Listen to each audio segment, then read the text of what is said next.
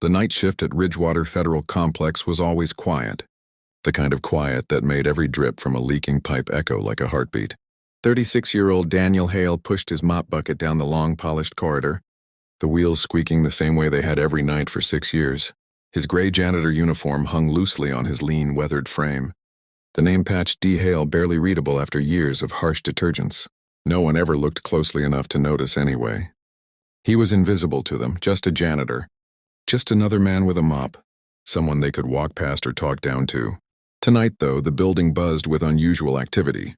Several military officials were expected in the morning, and the employees on the day shift had been scrambling for 24 hours straight. Even the interns seemed tense. But during the night, during Daniel's hours, it was just him, the echo of his footsteps, and the silence of a building, preparing for important men in shiny metals and perfectly pressed uniforms. At 1:17 a.m., the elevator chimed and opened. Out spilled 3 interns, laughing loudly, their lanyards bouncing against their chests. One of them nearly walked into Daniel. "Watch it, old man," the tallest one snapped, adjusting his expensive glasses. "Can't you mop somewhere else?" "Some of us actually do real work here." The others laughed. Daniel simply nodded and moved his bucket aside. "Sorry," he murmured. "Sorry?" The intern mocked in a high-pitched imitation. "You hear that? The janitor's sorry. Dude probably cleans toilets all night and still thinks he's important." They all laughed harder. Another intern leaned close to Daniel and smirked. "Hey, try not to mess up the lobby tomorrow morning. Important people coming. We don't need them stepping in your filthy mop water." Daniel stepped back, gripping the handle of the mop a little tighter. His knuckles whitened for just a moment, but he said nothing. He had promised himself years ago that he would stay quiet, stay small, stay unnoticeable, for his son, for the life he had managed to rebuild quietly, painfully, piece by piece. When the interns disappeared into the elevator, still laughing, Daniel exhaled slowly and returned to work. The floor gleamed where he passed, each stroke deliberate, almost meditative.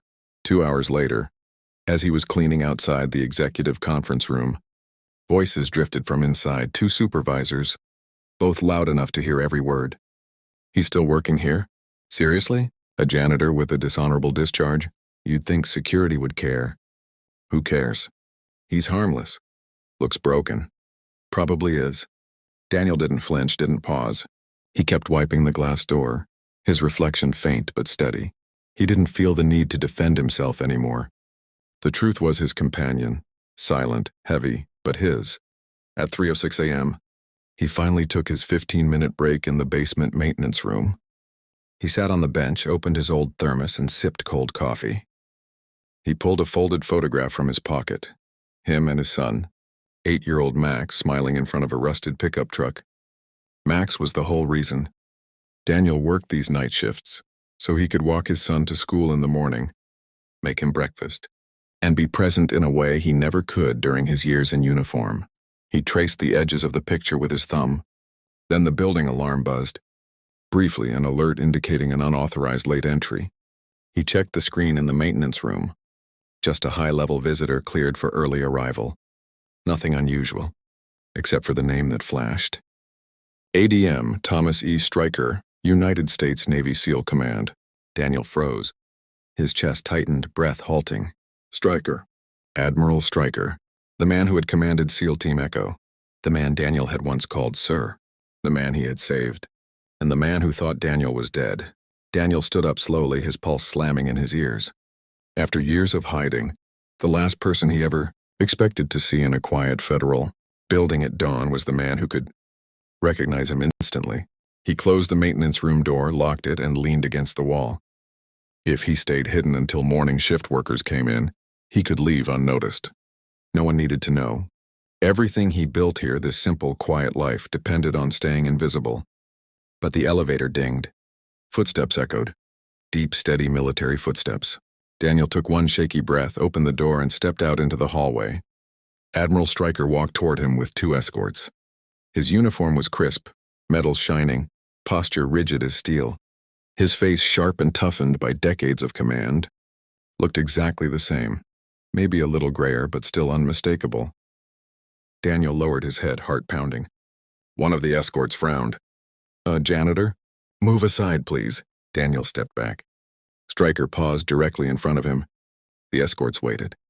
The Admiral's eyes locked on the janitor's face. He didn't blink, didn't look away, didn't breathe. "Sir?" one escort asked. Stryker raised a hand to silence him. Then the Admiral took one slow step forward, studying Daniel like a man trying to reconcile reality with memory. "Hale?" he whispered. Daniel felt his throat close. A whisper of a word left him. "Admiral." Stryker's breath caught. His eyes widened, not with suspicion, not with disbelief, with recognition. "Holy," the escort muttered. Stryker took another step, stopping just inches from Daniel. "I attended your funeral." Daniel swallowed. "I know, sir. You saved my life. You saved mine, too." Stryker laughed softly, disbelieving, emotional. He reached out and gripped Daniel's shoulder with both hands. "My God, son. Look at you. I thought you were gone. I thought, why are you?" He looked at the uniform, the mop bucket, the faded name patch. Daniel lowered his eyes. It was easier this way. "Easier?" Stryker's voice cracked with something between grief and anger. "You were one of the finest operators I ever commanded. You were a hero long before that night. And you're here mopping floors?" Daniel stepped back gently. "I have my son now. He needs a father more than the Navy needs another ghost." Stryker stared at him for a long, heavy moment. Something softened in his expression. Something paternal, something proud. "Daniel Hale," the Admiral said in a voice that filled the hallway. "As long as I live, you will never, ever be just a janitor." At that moment, the elevator behind them opened. Out stepped the same 3 interns from earlier, sleepy, holding coffee cups, complaining about something trivial until they froze. They saw the medals. They saw the uniform. They saw the Admiral gripping the janitor's arm with the respect of a soldier greeting an equal. "Sir, do you want us to escort him away?" one intern blurted. Every muscle in Daniel tensed. The Admiral turned slowly. "What did you just say?" The intern opened his mouth again, but no words came out. Stryker stepped in front of Daniel like a shield and faced them with the cold authority of a man who had led warriors through hell and back. "Escort him?" Stryker repeated. "Son, this man stands higher than you will ever understand." The interns paled. "This man is a decorated SEAL operator," Stryker continued. "He has bled for his country, saved lives you'll never even hear about, and sacrificed more in a single year than most people do in a lifetime." The interns' mouths hung open. "And you laughed at him." Stryker's voice sliced the air. "You mocked a man who earned the right to be called sir by the United States Navy." He turned. And then the impossible happened. The Admiral snapped into a crisp salute. Right there, in the hallway, in front of everyone. Slowly, almost painfully, Daniel returned the salute, something he had avoided for years, something that felt like lifting a piece of his old soul. "Welcome home, operator," Stryker said quietly. Daniel's eyes stung. "I'm not home yet, sir." The Admiral smiled. "Then let me help you finish the journey." Before Daniel could respond, the building director hurried down the hall, breathless and confused. The interns tried to look invisible. The escorts straightened. Stryker kept one hand on Daniel's shoulder. "Director," Stryker said calmly, "I want your highest level file on Daniel Hale, now." The director blinked. "Who?" Stryker's jaw tightened. "This man." "Sir, he's a janitor." "He is a United States Navy SEAL," Stryker corrected sharply. "One whose service record is classified above your clearance. And if you value your position, you will treat him accordingly." The director paled instantly. "Of course, Admiral. Of course." Stryker leaned closer to Daniel. "You deserve better than this uniform." Daniel shook his head. "I don't want medals, rank, or recognition. I just want peace.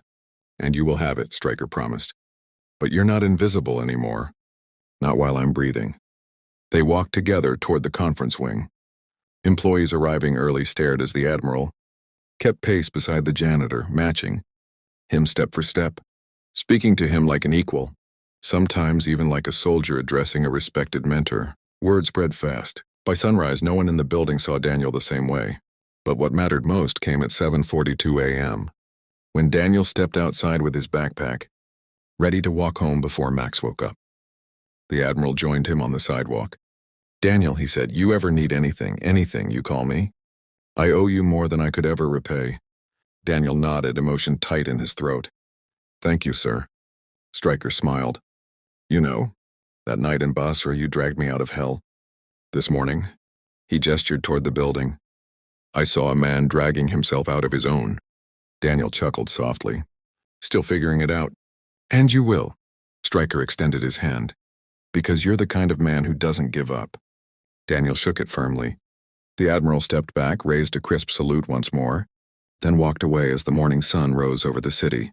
Daniel took a deep breath and headed home, to his son, to his quiet life, to a future he had never expected. For the first time in years, he no longer felt invisible. He felt seen. And more importantly, he felt whole.